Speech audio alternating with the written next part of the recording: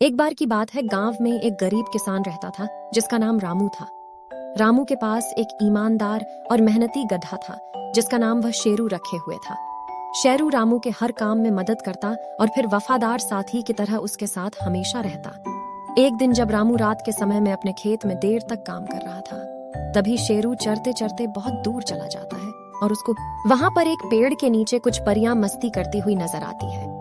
शेरू परियों का बहुत मनोरंजन करता है, जिससे परियां खुश होकर शेरू को जादुई शक्ति उपहार के रूप में देने का फैसला करती है। जादुई परियां शेरू को बोलने की शक्ति देती है, जिससे वह इंसानों की तरह बोलने लगता है।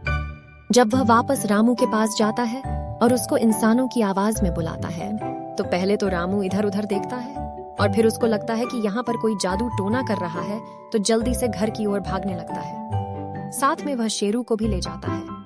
रास्ते में चलते चलते जब वह गौर करता है कि शेरू ही उससे बात कर रहा है, तब वह दंग रह जाता है और अपना आपा खो देता है। फिर बहुत देर बाद जब रामू शांत होता है, तब शेरू बताता है कि उसे आवाज कैसे मिली। कुछ ही दिनों में शेरू दूर दूर तक फेमस हो जाता है और उसको मिला यह वरदान अब नुकसानदायक बन जाता है। लोग दूर दूर से गड्ढे देखने आते और उससे बात करते। रामू और शेरू की प्रसिद्धि देखकर आसपास के लोग जलने लगे और कुछ तो शेरू को रात में चुराने की भी कोशिश करने लगे। बहुत दिन तक रामू शेरू की देखभाल करने की कोशिश करता है, पर वह यह समझ गया था कि शेरू अब इतना फेमस हो गया है कि वह चाह कर भी उसकी देखभाल नहीं कर सकता।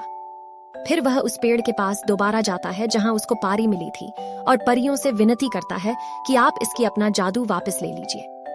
परियों को यह बात सुनकर निराशा होती है और फिर वह शेरू की शक्ति बदल देती है और कहती है कि मैं तुम्हें ऐसी शक्ति देती हूँ जिससे शेरू की आवाज केवल तुम ही समझ सकते हो और दूसरे को ऐसा लगेगा जैसे गधा ही बोल रहा है। शिक्षा।